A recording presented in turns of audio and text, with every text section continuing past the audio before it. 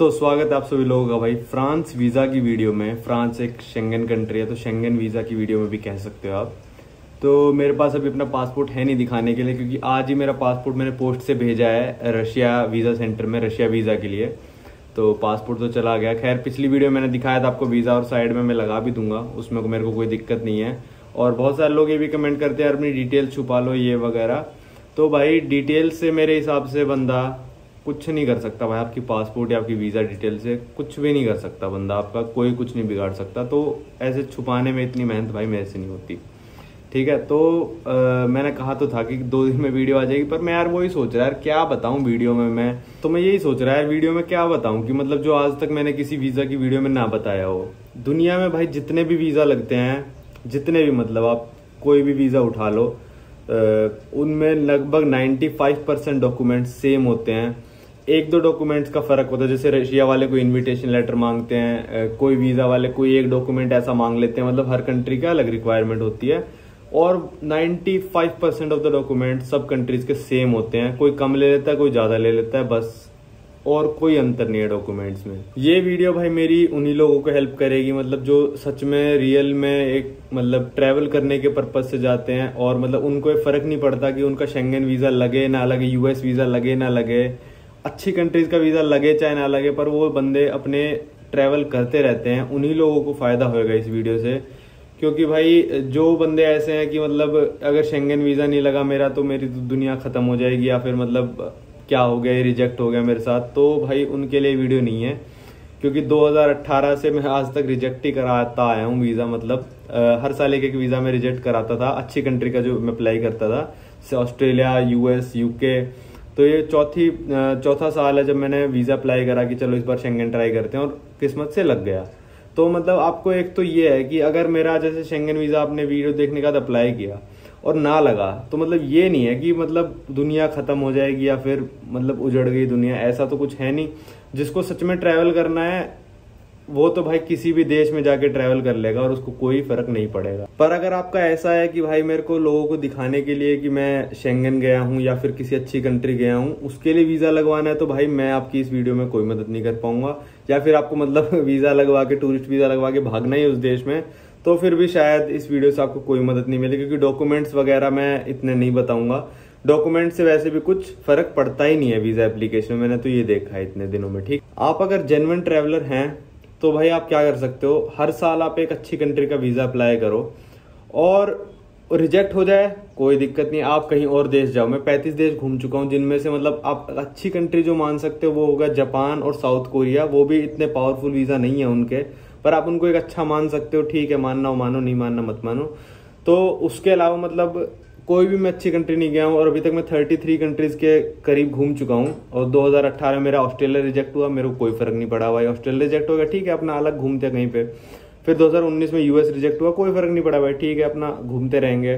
कभी ना कभी दिन आएगा कि जिस दिन लग जाएगा। 2020 में यूके रिजेक्ट हुआ, कोई दिक्कत नहीं है भाई, अपना मेरा मन था यूके जाने का दिसंबर वगैरह में, तो ठीक है उन्होंने रिजेक्ट किया, कोई दिक्कत नहीं है। 2021 में मैंने शेंगन अप्लाई किया, लग गया, वो किस्मत की बात है कि हाँ भाई चलो ठीक है, अपना लग गया। तो अगर आप असली में ट्रैवलर और वर्ल्ड घूमना चाहते हो ना, तो ये वीज़ा छोड़ दो, अपना एक अप्लाई करके देखो। अगर लग जाता है तो ठीक बात है, नहीं लगता तो अपने और देश घूमो। बहुत सारे देश हैं जो बहुत ईजिली वीज़ा देते हैं, और उन सब की मैंने वीडियो बना रखे, जापान, इजराइल, साउथ कोरिया वगैरह, रशिया वगैरह, बहुत सारे देश हैं जो आपको इजीली वीज़ा देंगे, तो वो घूमो। और एक दिन ऐसा आएगा, मतलब जब मैंने फ्रांस का अप्लाई किया तो मेरा एक पासपोर्ट पूरा भरा हुआ था, फुल था मतलब बिल्कुल, और दूसरे पासपोर्ट में भी लगभग 60 पेजों का पासपोर्ट था, उसमें भी 12-15 पेज भरे हुए थे, 4-5 स्टिकर वीज़ा लगे हुए थे। तो फ्रांस वालों ने देखा भाई कि ये बंदा जनरली इतने सालों से घूम रहा है और आज तक इसने शेंगन अप्लाई नहीं किया, तो मतलब इसको नीड नहीं है शेंगन वीज़ा की, कि मतलब ऐसा कोई वो नहीं है कि ये शेंगन नहीं मिल रहा तो ये मर रहा है शेंगन के पीछे।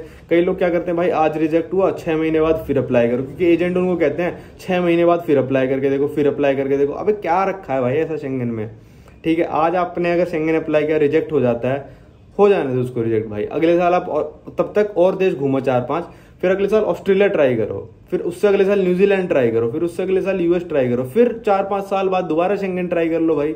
ऐसा कौन सा मरे जा रहे हो कि भाई कि शेंगन नहीं लगा तो भाई क्या हो जाएगा, है ना। तो ट्रैवलर्स के लिए तो यही सलाह है भाई कि डॉक्यूमेंट्स कुछ नहीं होते भाई, पहली बात। डॉक्यूमेंट सबके सेम होते हैं कि डॉक्यूमेंट से कोई फर्क पड़ता हो, डॉक्यूमेंट सबके सेम होते हैं भाई। तो डॉक्यूमेंट्स भी पूछोगे तो मैं थोड़ा बता देता हूँ भाई। डॉक्यूमेंट जो मेन चाहिए होते हैं, एक पहला पासपोर्ट तो आपका चाहिए होगा, दूसरी फोटो चाहिए होती, तीसरी एप्लीकेशन फॉर्म चाहिए होती, चौथी अपॉइंटमेंट लेनी पड़ती है VFS से, पांचवा आपका हो गया ट्रैवल आइटनरी दे दोगे तो बहुत अच्छी बात है। और अगर आप मैं आपको अपनी ट्रैवल आइटनरी पढ़ के सुनाऊं ना तो भाई आप हंस के पागल हो जाओगे कि भाई इसने अपनी ट्रैवल आइटनरी में क्या लिखा है और इसको वीजा मिला है। मैंने फ्रांस वालों को अपनी 11 दिन की ट्रैवल आइटनरी दी थी कि मेरे को 11 दिन का वीजा दे दो, कोई दिक्कत वाली बात नहीं है।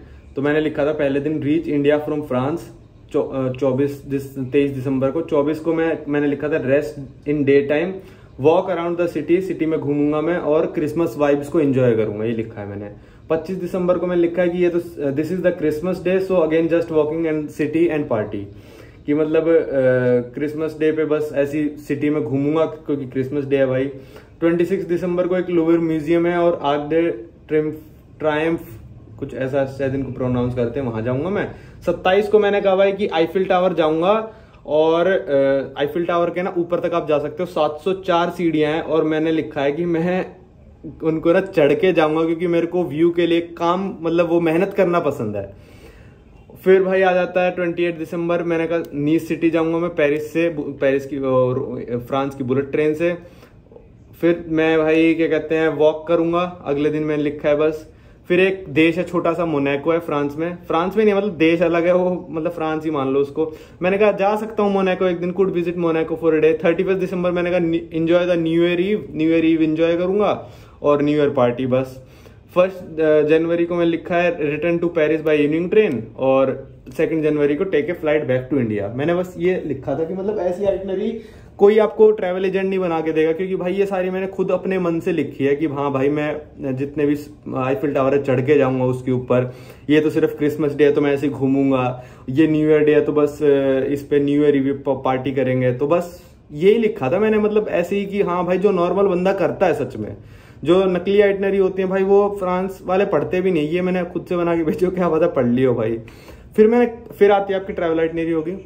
फिर आता है आपका कवरिंग लेटर। कवरिंग लेटर में आप कुछ भी लिख सकते हो भाई कि मेरे को वीजा क्यों दिया जाए। तो मैंने तो अपने हिसाब से लिखा था कवरिंग लेटर कि मैं एक यूट्यूबर हूँ और पिछले 4 साल से सोलो ट्रैवल कर रहा हूँ, मेरे इतने सब्सक्राइबर्स हैं, यूट्यूब चैनल का लिंक दे दिया था मैंने, और पिछले 4 साल से सोलो ट्रैवल कर रहा हूँ मैं, ओवर 30 कंट्रीज घूम चुका हूँ। मेन कंट्रीज के नाम लिख दिए थे 10-12 जो मतलब जिनसे थोड़ा इम्पैक्ट पड़ता है, जैसे साउथ कोरिया, जापान, इजराइल वगैरह। और मैंने बस यही सब, ठीक है। फिर आती है मैंने 2 बार वीजा सबमिट किया। पहली बार सबमिट किया था मैंने 13 अगस्त को, जिसमें मैंने फ्लाइट टिकट और होटल बुकिंग नहीं दी थी। तो मेरे पास 16 अगस्त को एम्बेसी से फोन आया था, सैटरडे संडे था बीच में, तो मंडे को फोन आ गया था एम्बेसी से। 7 बार मिस कॉल आई, मैं सो रहा था और भाई तो मैं फोन नहीं उठा पाया। उन्होंने मेरे को यही करने के लिए फोन किया था कि आपकी flight ticket hotel booking missing है, प्लीज ये सबमिट करा दीजिए। मैं फोन नहीं उठा पाया तो उन्होंने 1 हफ्ते बाद मेरी एप्लीकेशन रिटर्न कर दी, रिजेक्ट नहीं करी, रिटर्न करी है VFS वालों को। तो मेरे 10,000 जो मैंने दिए थे एप्लीकेशन के पैसे वो डूब गए। तो मैंने 31 अगस्त को दोबारा अप्लाई कर दी एप्लीकेशन।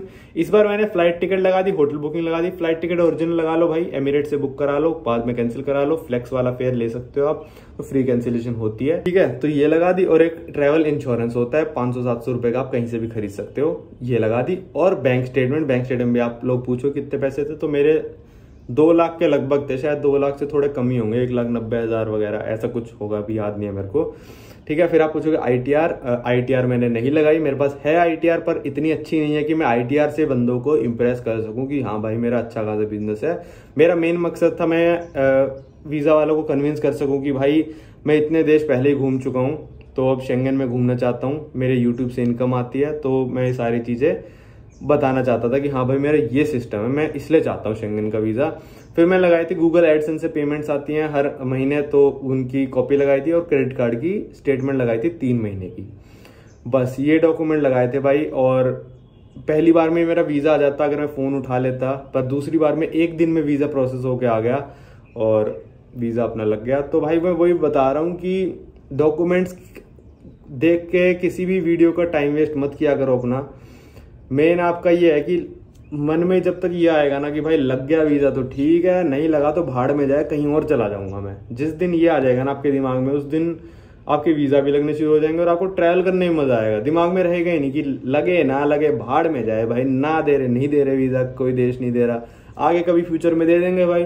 अब यूएस वीजा मेरे को अगर चाहिए तो मेरे अगर 80-90 देश हो गए तो मैं बस इंटरव्यू में जाके वो मेरे से कुछ भी सवाल पूछता रहे, मैं उससे कह दूंगा भैया मैं 90 देश घूम चुका हूँ, प्लीज मेरे को यूएस का वीजा दे दो, क्योंकि मैं यूएस भी घूमना चाहता हूँ, उसके आसपास के देश भी घूमना चाहता हूँ। तो वो बंदा बहुत हाई प्रोबेबिलिटी वाले चांसेस है कि वो दे दे। अब आप 5-6 देश घूम के यूएस का वीजा अप्लाई करोगे, जेन्युइन ट्रैवलर हो तो आपको बहुत मुश्किल से मिलता है यार इंडिया में वीजा। तो मुश्किल तो है ही यार इंडिया में वीजा, क्योंकि वीजा का क्या सिस्टम है, वीजा लगाया ही इसलिए गया है कि मान लो कल को फ्रांस वीजा फ्री कर देता है या फिर कनाडा वीजा फ्री कर देता है, यूएस वीजा फ्री कर देता है कि इंडियन आओ जितने मर्जी आओ। भाई यहाँ से अगर मान लो अगर आप 100 इंडियंस जाते हैं ना यूएस कनाडा फ्रांस कहीं पे भी, ठीक है, तो मैं गारंटी के साथ कह रहा हूँ 80 लोग वापस नहीं आएंगे। तो इसलिए ये वीजा के इतने स्ट्रिक्ट कर रखे हैं। मैं तो अभी भी कहूंगा भाई किस्मत की बात पे चलता है सारा वीजा का सिस्टम, ठीक है। किस्मत थी मेरे लग गए, किस्मत थी मेरे तीनों पिछले रिजेक्ट हो गए। तो हाँ पैसे वेस्ट होते हैं, बड़ा दुख होता है, पर अपना मतलब दिमाग की संतुष्टि में डाल के रखो कि रिजेक्ट हो जाए कोई फर्क नहीं पड़ता। 190 और देश हैं भाई, कहीं ना कहीं तो घूमने का हो ही जाएगा। तो ये था भाई फ्रांस का वीजा कैसे लगवा सकते हो, नॉर्मल है, हर वीजा में यही डॉक्यूमेंट्स लगते हैं, इसके अलावा ऊपर नीचे 1-2 डॉक्यूमेंट हो सकते हैं, इसके अलावा कोई देश आपसे इसके अलावा कोई डॉक्यूमेंट नहीं मांगेगा। और अगर आप किसी कंपनी में काम करते हो तो लीव लेटर दिखा सकते हो, सैलरी स्लिप दिखा सकते हो, मतलब जो भी आपके डॉक्यूमेंट है वो दिखा सकते हो। और जो आपको नहीं दिखाना वो मत दिखाओ, मर्जी है आपकी, कोई आपसे जबरदस्ती नहीं मांगेगा। मैंने फ्लाइट टिकट अपनी कवरिंग लेटर में लिखी थी कि भाई मैं नहीं दे सकता, कोरोना का टाइम है, तो उन्होंने कहा ठीक है भाई मत दो। वीएफएस वालों ने तो ये कहा था। एम्बेसी से फोन आया था, मैं उठा लेता, मेरे को गारंटी की बात पता है, वो यही बोलते कि आपकी फ्लाइट टिकट होटल बुकिंग नहीं है और ये हमको दे दो, हम आपको वीजा प्रोसेस कर देंगे आपका। तो मैं उठा नहीं पाया, वो अलग बात है, पर ये फ्लाइट टिकट होटल बुकिंग लगा ही दिया करो। मैंने तो यही देखा है कि मतलब फर्क तो इनसे कुछ पड़ता नहीं भाई। जिस बंदे को भागना है वो 4 फ्लाइट भी करा के आपको दिखाई देगा और वो भाग जाएगा वहां जाके। तो एम्बेसी इतनी समझती नहीं है। तो ये था फ्रांस वीजा का। तो भाई कोशिश करते रहो, अगर आप जेन्युइन ट्रैवलर हो ना भाई, आपको फर्क नहीं पड़ता कि मैं किस देश में ट्रैवल करूंगा, तो आपका वीजा किसी ना किसी दिन जरूर लग जाएगा बिना मेहनत के। मैं वीजाज में कभी मेहनत करनी पसंद नहीं करता। आज अपॉइंटमेंट ली, आज शाम को डॉक्यूमेंट्स तैयार करता हूँ और दे आता हूँ। मेरे पास इतना टाइम नहीं है भाई 10-15 दिन रिसर्च करूँ या फिर कुछ भी करूँ। तो अपना टेंशन नहीं लेनी है, कभी ना कभी तो आ जाएगा, ठीक है।